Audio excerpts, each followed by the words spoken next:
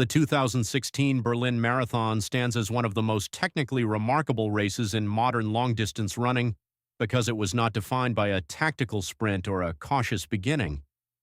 Instead, the race developed as a sustained confrontation at near world record pace from the very first kilometers.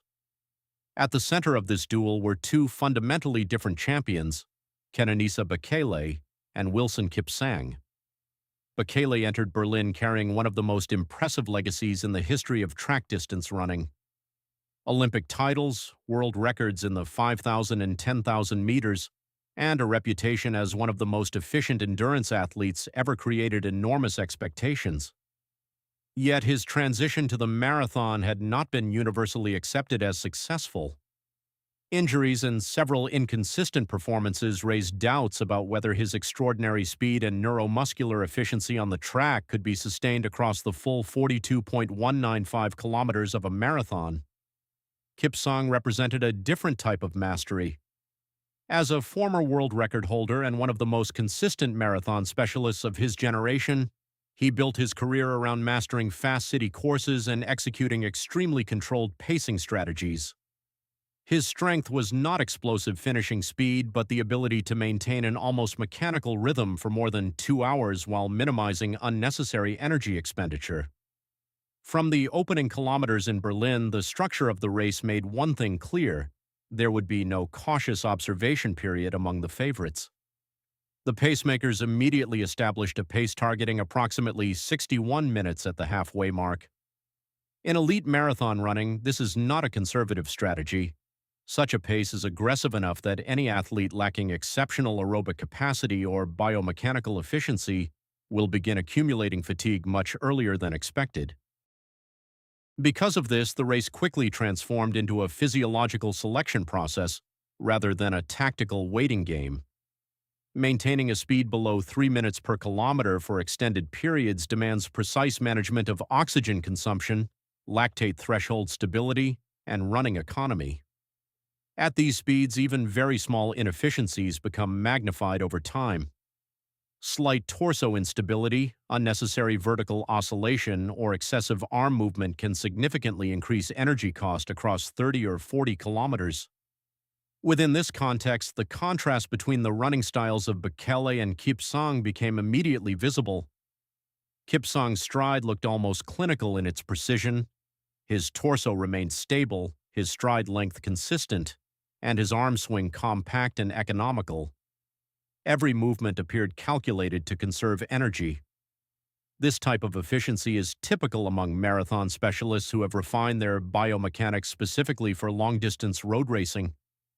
Bekele, however, displayed a different mechanical profile. His stride carried a slightly quicker cadence and a more elastic ground contact. The rebound from each step suggested a runner whose neuromuscular system had been developed through years of track racing at even faster speeds. His motion looked more reactive and dynamic compared with Kipsang's controlled stability. These differences were not merely aesthetic. They represented two distinct approaches to distributing physical stress across the body during a marathon. Kipsang's stability minimized wasted movement and preserved energy reserves. Bekele's elasticity allowed him to generate propulsion through rapid neuromuscular response and efficient energy return from the ground.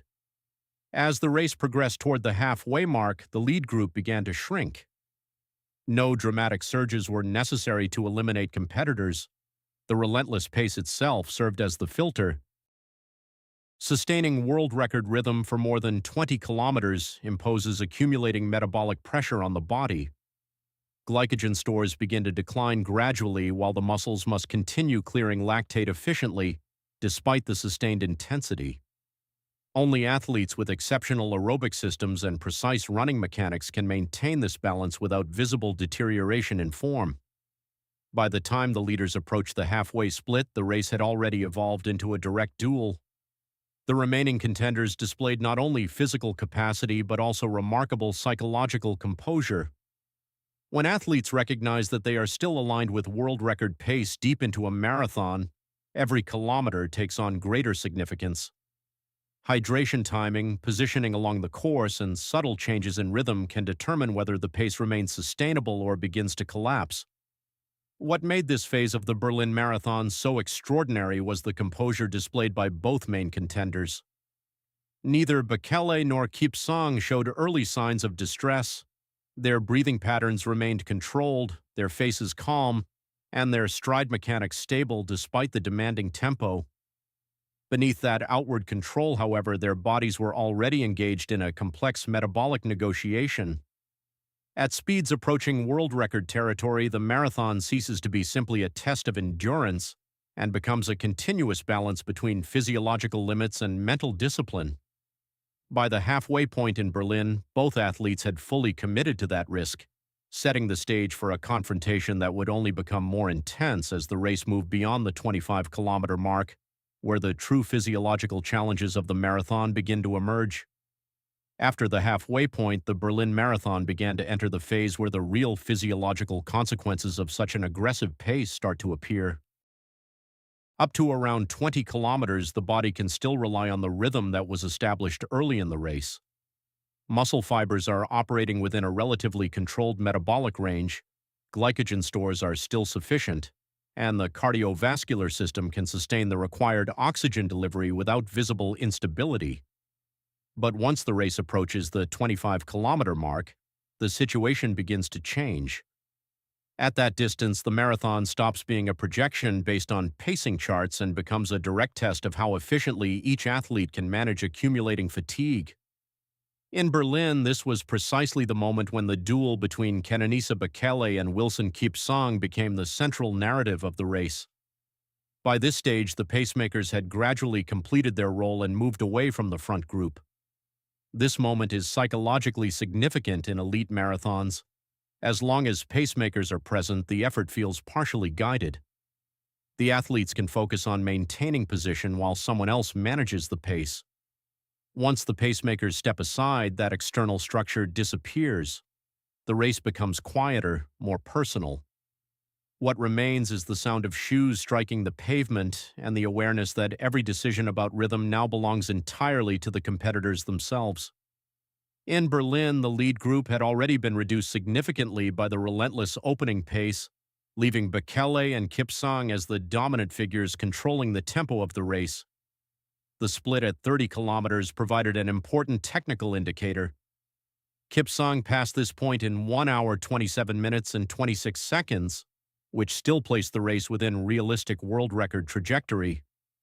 Maintaining that pace after 30 kilometers suggests not only high physical conditioning but also precise energy distribution during the earlier stages of the race.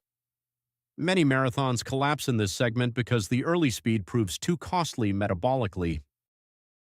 In this case, however, the aggressive opening pace had been calculated with remarkable accuracy. Kipsang continued to display the same compact stride mechanics that characterized the early kilometers. His torso remained stable, and his arm movement stayed tightly controlled. From a biomechanical perspective, this indicated that his running economy had not yet deteriorated significantly, despite the cumulative distance. Bekele presented a slightly different technical profile during this stage. While maintaining direct contact with Kipsang, his stride rhythm showed subtle variations in cadence. These were not dramatic surges or tactical attacks. Instead, they were small neuromuscular adjustments that slightly altered the psychological rhythm of the race. Such micro-adjustments are often characteristic of runners with extensive track backgrounds. Years of racing on the track train athletes to respond instinctively to changes in pace and to manipulate cadence without disrupting overall efficiency. Bekele's ability to introduce these minor variations without losing structural form suggested that his neuromuscular system was still highly responsive even after 30 kilometers. This stage of the marathon is also where the concept of running economy under fatigue becomes decisive. It is relatively easy to appear efficient at 5 or 10 kilometers when glycogen reserves are full and muscle fibers are operating under optimal conditions. The real measure of biomechanical efficiency appears when the body begins to approach glycogen depletion. As carbohydrate stores decline, the body increasingly relies on fat oxidation for energy production. While fat metabolism can sustain long-duration activity, it is less efficient at supporting very high speeds. The result is a gradual sensation of muscular heaviness, and a decrease in elastic rebound during ground contact. In Berlin, the contrast between the two athletes' styles became more visible as this metabolic shift began to occur. Kipsang maintained remarkable consistency, functioning almost like a metronome. His stride length and cadence changed very little from kilometer to kilometer.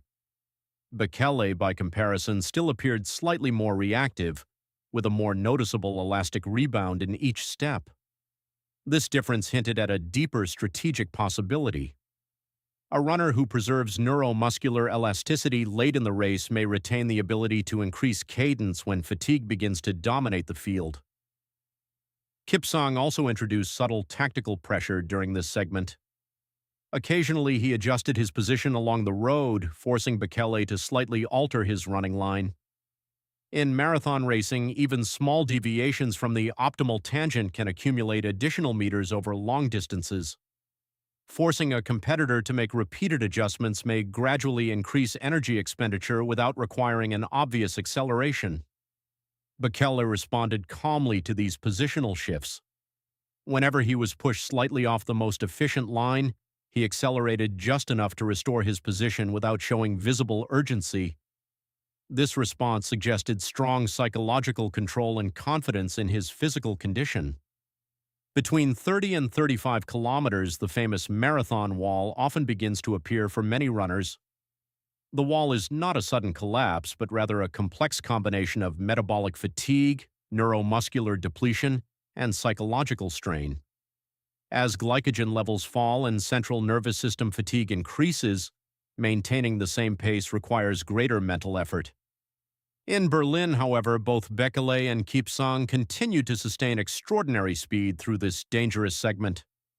The crowd along the long, straight streets of the course could sense that something exceptional was unfolding. Two world-class athletes were still running shoulder to shoulder at near world record pace after more than 30 kilometers. The race had become more than a competition. It was evolving into a test of who could manage the final and most demanding phase of the marathon, the final 7 kilometers, where every small decline in efficiency could decide the outcome. As the race moved beyond the 35-kilometer mark, the Berlin Marathon entered the phase where physiology and psychology merge into a single test of endurance. At this stage, even the most efficient athletes begin to experience a gradual loss of neuromuscular coordination. Glycogen stores are heavily depleted, muscle fibers are operating close to their metabolic limits, and the central nervous system must work harder to maintain the same stride rhythm that felt natural earlier in the race. In this environment, the difference between maintaining pace and losing it can be measured in extremely small details: a slightly longer ground contact time, a minor drop in cadence, or a subtle collapse in posture. For the two protagonists of this race, Kenenisa Bekele and Wilson Kipsang, the kilometers after 35 represented the moment when strategy would finally give way to decisive action. For more than 30 kilometers, they had remained almost inseparable. Neither athlete had attempted a dramatic surge, and neither had revealed visible weakness. Their stride patterns, although different in style, had remained remarkably stable. Kipsang continued to run with the same mechanical precision that defined the early stages of the race. His body position was upright, his arm swing controlled, and his step length consistent. Bekele, on the other hand, still showed the reactive rhythm that reflected his years of track racing, maintaining a slightly quicker cadence and a visible elastic rebound with each ground contact. But as the race approached its final kilometers, microscopic signs of fatigue began to appear. In elite marathons, fatigue rarely arrives as a sudden breakdown. Instead, it emerges through gradual losses in efficiency. The shoulders begin to rise slightly, the stride becomes less elastic, and the time the foot spends on the ground increases by fractions of a second. These details are nearly invisible to spectators but extremely significant at world-class pace. Bekele appeared to recognize these signals. His experience as a track champion had trained him to detect even the smallest changes in rhythm within a race. He understood that waiting until the final meters of a marathon is rarely effective. Unlike track events, where a final sprint can decide the outcome in seconds, the marathon rewards athletes who initiate their decisive move before fatigue becomes irreversible.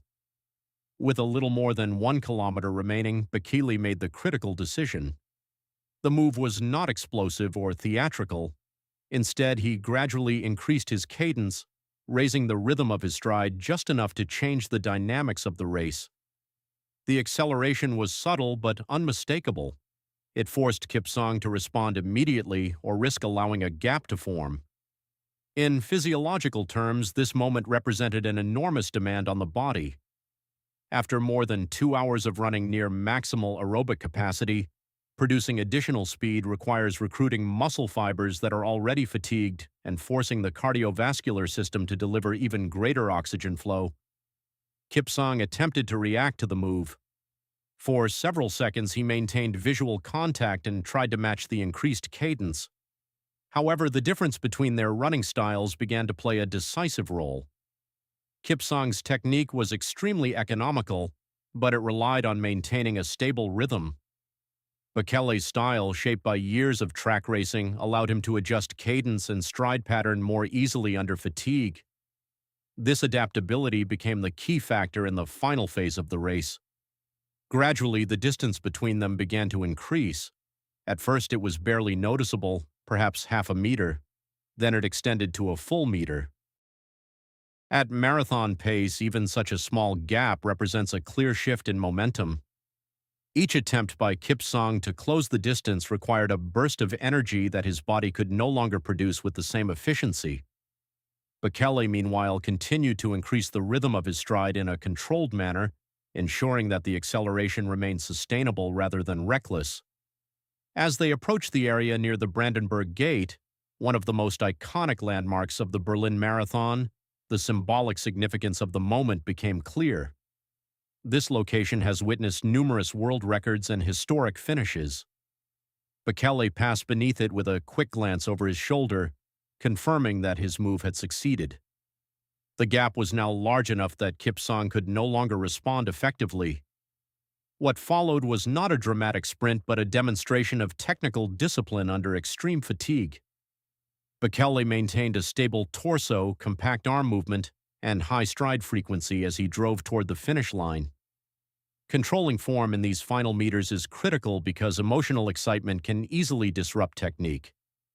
Bekele avoided that mistake, maintaining mechanical efficiency despite the immense physical stress.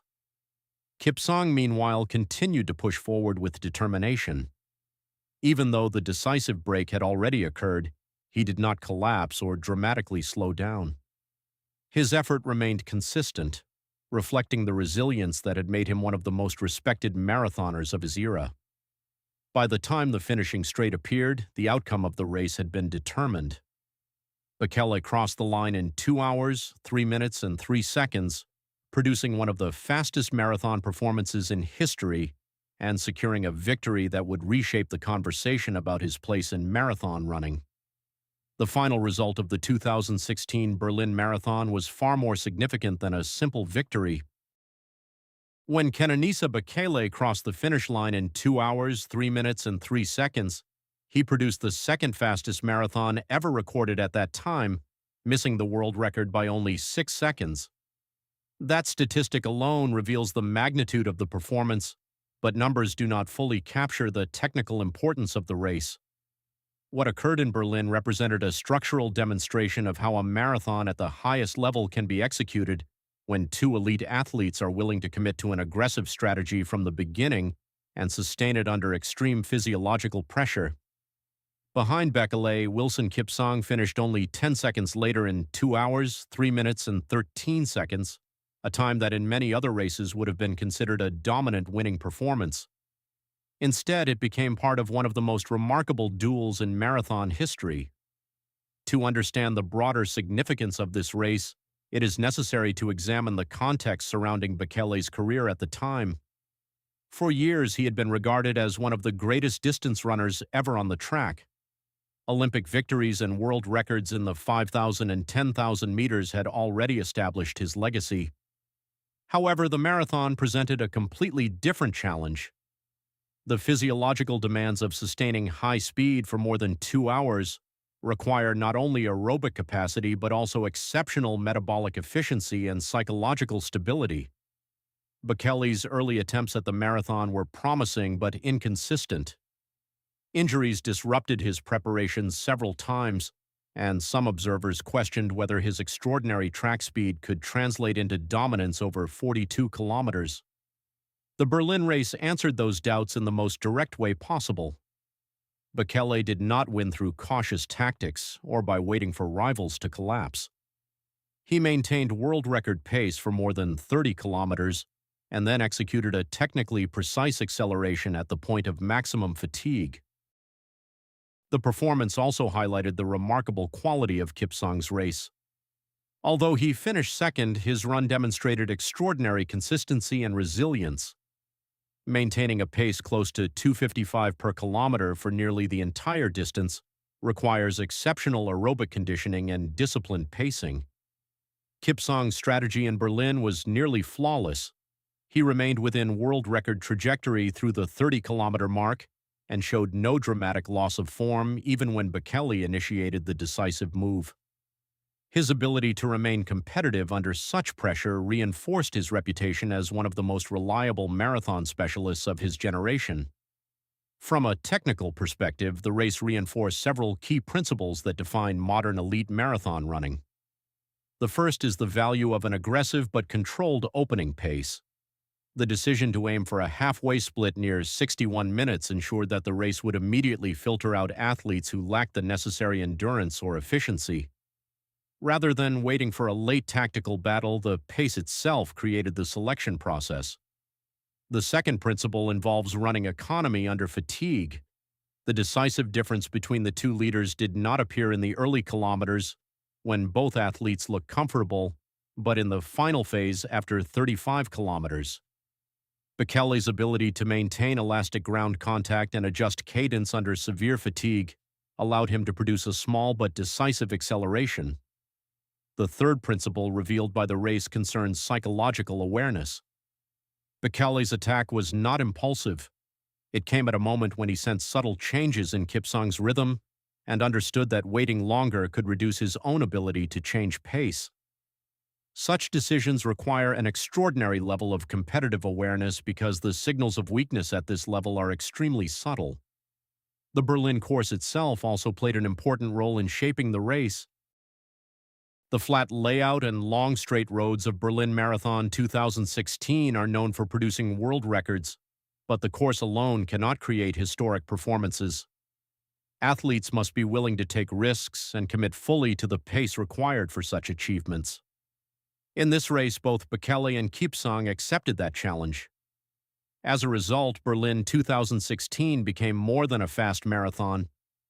It became a technical case study in endurance running, illustrating how biomechanics, metabolic efficiency, tactical awareness, and psychological resilience interact during one of the most demanding athletic events in the world. Bekele's victory did more than add another impressive time to the record books. It confirmed that his extraordinary talent from the track had successfully evolved into marathon excellence, and it cemented this race as one of the most sophisticated and compelling performances ever witnessed on the roads.